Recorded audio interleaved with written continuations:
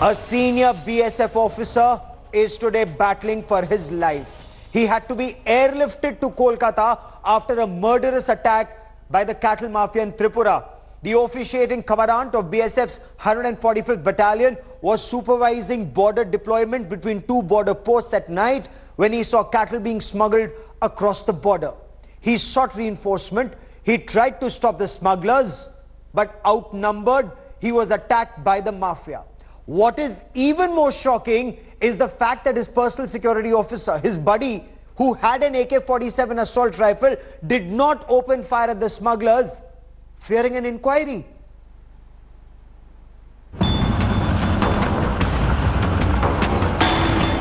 A senior border security force officer battling for his life at a hospital in Kolkata.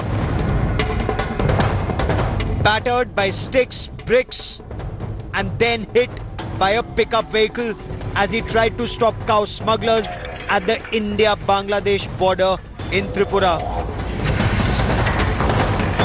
The brave officer Deepak Mondal, officiating commandant of the 145th Battalion of the BSF, had just 2 security personnel with him when he moved between border posts to check the night domination exercise, safeguarding the nation from anti-national elements. Seeing a large gang of cow smugglers, he intercepted them in the area Sonamura police station in the Sipahi Jhala district of Tripura, which is hemmed in on 3 sides by Bangladesh. Minutes before, he had sought reinforcement on wireless. Shockingly, despite seeing their own officer encircled and being assaulted by smugglers, the BSF constables did not open fire directly at the smugglers. His personal security officer chose to fire warning shots in the air despite having an AK-47 assault rifle. Are the hands of our border security personnel tied? Many point to the case of a BSF commando, Anubhav Atre, who got into trouble over a self-defense action that resulted in the death of a Bangladeshi teenager, a suspected smuggler in a similar case of cross-border smuggling. The officer now faces a court-martial. Despite the high number of attacks, the focus is on BSF men to use non-lethal weapons even against armed smugglers. Mondal is the senior-most BSF officer to face an assault by armed smugglers. Many are now beginning to ask if the hands of BSF men are tied. Do they fear acting even in self-defense? With Jugal Purohit in Delhi, Bureau Report, India Today. India Today's Jugal Purohit now joins me for more on this story.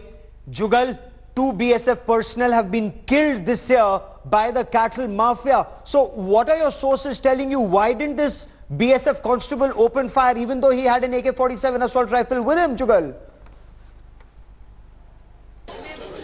Well, this is the senior most BSF officer who has been attacked along the border in Tripura, especially in the case of cattle smuggling, which has gained momentum in the last few years. Ever since, in fact, the Narendra Modi government came to center, they have asked the BSF to crack down hard on cattle smugglers. And after that, this incident has come to the fore. Now, in this incident, this officer was traveling along with his guard and a driver between several posts, checking up on the readiness of the BSF troops. And that's when he sought reinforcements, and as he was approaching and as the reinforcements were coming, the attackers, the smugglers, actually assaulted him and rammed their vehicle onto him before fleeing. Now, his health still continues to be extremely critical. The doctors aren't really committing at this point of time because he isn't responding to medication. 3 different hospitals have already seen him. Just how this will end is anybody's guess from here on, but it clearly has been a very significant setback,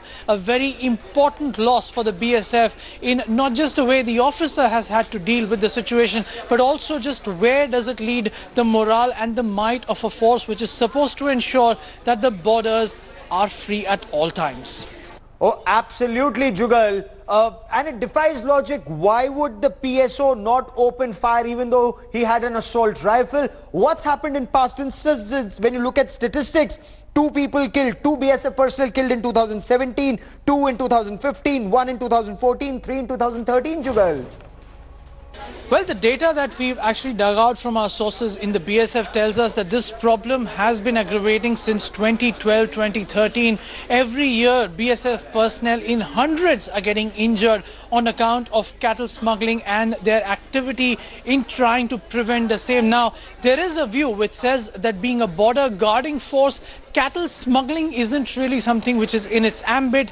In the past, there have been instances where BSF men have had to pay the price for being lethal on cattle smugglers. The case of Assistant Commandant Atre being the case in point. And there's also been the aspect where the government, on account of the ties that India shares with Bangladesh, has often prodded the BSF to use as many non-lethal arms as possible when dealing with cattle smugglers. How have these factors played out? Have they resulted really in making the situation come to the sorry state that we've seen today is a question that an inquiry will answer. But no one can deny the fact that on the ground these factors are extremely heavily weighing in the minds of men and officers who are performing their duty, and this menace clearly is growing. The BSF, of course, will have to come out with an answer. It simply can't have the situation of senior officers being nearly killed and then the smugglers walking away with impunity. Back to you. Oh, absolutely. This is unacceptable, not just for the morale of our men, but for the country. You can't have smugglers who can attack BSF officers and get away. And that ecosystem that protects these smugglers needs to be targeted as much, because this isn't restricted just to our borders in Tripura. Let me now take you to Karnataka. Abused, chased and thrashed. That was the fate of a techie in Bengaluru. Nandini is her name, as she attempted to report illegal cow slaughter in the capital of Karnataka, in Bengaluru. What's worse, even though the police were there, she led the police to the spot. They ran away as the cow mafia attacked her. They hurt her, they damaged her car. This is the condition in which a young techie Nandini was left on Saturday evening.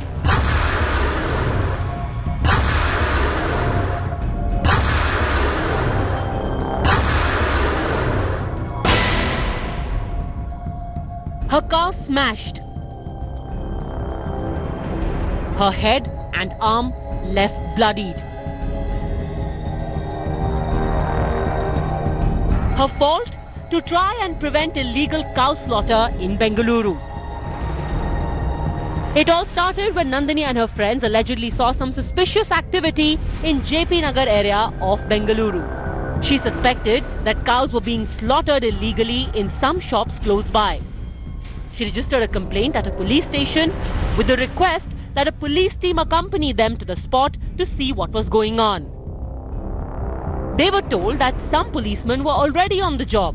So Nandini went back to the spot of the crime to check, accompanied by just 2 constables. Here's what followed. The charges by Nandini are shocking. Not only that illegal cow slaughter was taking place in the heart of Bengaluru, but also that it was the police that led her into a trap for complaining against it. Nobody can take the law into their hands. ಯಾರಾದರೂ ತೊಂದರೆ ಕೊಟ್ಟರೆ you will take action against them.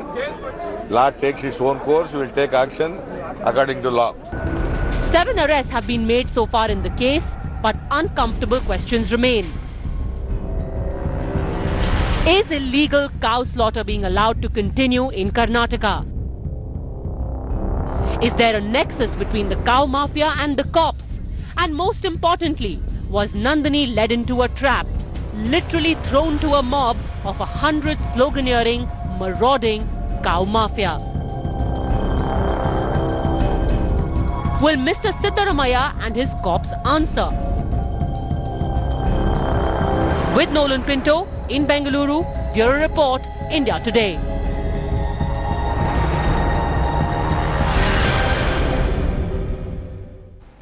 And I quickly want to cut across to Bengaluru and bring in India Today's Nolan Pinto for more on this big story. Nolan, what action have the police taken, and not just against perhaps the minions who were involved in the beating up, the masterminds who were involved in this, and that illegal slaughterhouse that was operating in Bengaluru? Well, Gaurav, let's put it this way. 7 people have been arrested. But when I asked the victim this, I said, 7 people have been arrested. What's happening? Because you told me that there were more than 7. She says, of course, the police had to do that. Now, one is she did not know who are those people over there or who came and attacked her. So according to her, those 7 were arrested in order to make sure that things calmed down. So the police, and she also wants to know on what basis were those 7 arrested, because she says there were so many. They took boulders, they took stones, they took whatever they could lying at a construction site nearby, and they hurled it at her car, and that is how she was injured, on her left, on her right hand, on her head. So she does not trust the police, because according to her, she feels that the police led her over there. The police is hand in glove with all these people, these assailants, and this was done in order to basically set an example. Don't do this in future, or else things might be even more worse than what it was this time around. So she does not trust the police, and she believes that these arrests of 7 individuals was done just to make sure or to make people calm at the moment. Okay, and so far no action against illegal slaughterhouses, and that is where the might of the cattle mafia is for all to see. I now want to shift focus, because it's not just the police who've let Bengaluru down. India's Silicon Valley is battling one of the worst ever civic problems, from dying lakes to sinking streets to deadly potholes. Citizens of the IT cities say they feel let down by the government. The question is, does the government even have a plan, or have the people been abandoned and left to fend for themselves? Rohini Swami and Nolan Pinto with this report.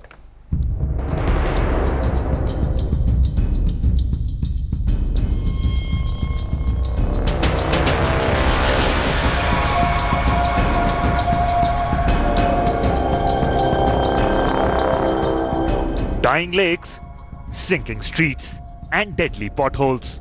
The Silicon Valley of India is battling the worst ever civic crisis. The Bengaluru citizens are seething with anger. Despite paying their taxes on time, this is what the residents of the city are getting in return. Frothing lakes spilling over to the roads.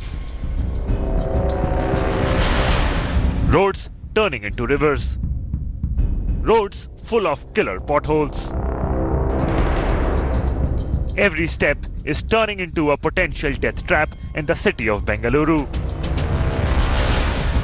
Unprecedented rains have posed unprecedented challenges in Bengaluru. Incessant rains have brought the city to its knees. Several people have been killed, many are still missing. But the netas are busy in blame game. And BJP people, they are alleging 4,000 crores are spent for roads. Actually, 3,750 crores allocated in 4 years. Only 1,750 crores are spent in 4 years. Still, we have 2,000 more crores. Well, it's been raining so much that our drains, our outdated drains, have been unable to handle the flow of water into them. And this is precisely because the BBMP has had no time whatsoever in order to desilt them.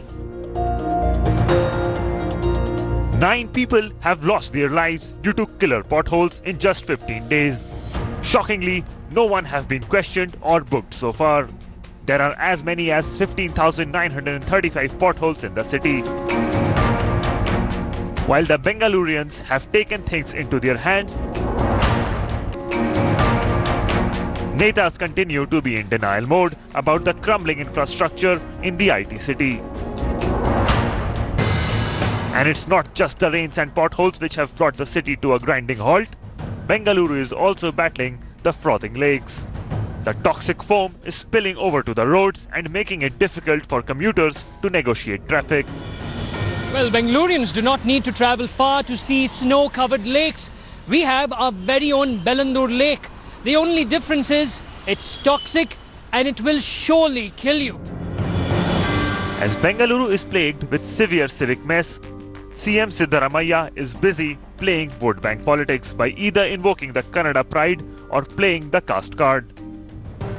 Clearly, the state government, rather than solving the civic mess, is compounding it by turning a blind eye to the problem. With Nolan Pinto, Bureau Report, India Today. So when Bengaluru is sinking, the speaker is splurging. 26 crore rupees planned to celebrate the Platinum Jubilee of the Vidhan Sabha. How was this planned? Now, he spoke exclusively to India Today while he denied that he'd sought gold or silver coins to be gifted to all legislators. He backtracked on the demand for gifts being given, but he did defend the massive splurge for the Platinum Jubilee celebrations of the Vidhan Sabha. Now, the speaker wanted 13-gram gold biscuits embossed with the state emblem, miniature models of Vidhan Sabha for all legislators, and silver plates for the secretariat staff. The proposal, of course, has been rejected by the State Revenue Department, but still is under the consideration of Chief Minister Siddaramaiah. These are absolutely false. We have never proposed any gift to MLA's gold coin and any other silver plates to officers. There is no proposal as such. I have never proposed to any channel, or we are going to give any coins or anything. When we asked you that question yesterday, you said it's just in the proposal stage. To the Chief Minister's office also. No. We have sent the proposal for 26 crores. If the finance agrees, okay. If it is reduces the amount, we will do that only. It is the Diamond Jubilee function of the Vidhan Sabha. But of the building, no, sir. Building 60 years over, and we are inviting the President of India. Right. That we have to, a gracious function will be there. Like that we are doing it. All other items are there. We have never proposed any gold coin or silver plates. So how was this 26 crore rupees splurge planned? We get you the inside story. We'll get you the details. So for flower decoration, 75 lakh rupees were to be set aside. That's not all. Apart from flower decoration, coffee and tea for 2 days, 35 lakh rupees set aside for coffee and tea. Food, lunch and dinner, 3 crore 75 lakh rupees. So this is where Bengaluru is sinking. There is no money for better roads or for other facilities, but 50 lakh rupees for 2-day cultural program to celebrate the Diamond Jubilee. A documentary on the history of the Vidhan Sabha. 1 crore 58 lakh rupees set aside as per this plan. And that's not all. Documentary of the proceedings of the assembly, another 1 crore 58 lakh rupees set aside for this. Building of Vidhan Sabha documentary, 1 crore rupees. So how is all of this money? 30 3D documentaries with the help of young directors of the state. 1 crore 2 lakh rupees set aside for this. I want to cut across to my colleague Rohini Swami for more on the story. Rohini, this is bizarre. The state is sinking and the speaker wants to splurge 26 crore rupees. How are Bengalurians reacting to this? Well, Bangalore is outraged, the state of Karnataka, the people are outraged, and also when I did speak to the speaker, Mr. Kolkata, he said that this is his idea which he's putting forth. It's up to the government whether they want to accept it or reject it. And the last when I spoke to him, he said neither has he heard anything from the state government. But we do understand that this proposal was sent to the finance department and the finance minister. The finance minister is the chief minister himself. But in principle, it has been rejected for now. But he says he is not got any rejection, but the numbers we just showed on our screens right now, what is also interesting is, apart from all the numbers of the crores of rupees that we've seen for flower decorations and food, there's also 5 crores for GST. So you're talking about a total 26 crores with 5 crores for GST, and the point is that all this is a taxpayer's money that is being bled, and that is what hurts each and every single one of us. Oh, absolutely. Keep tracking that story. Rohini Swami got us that big India Today exclusive.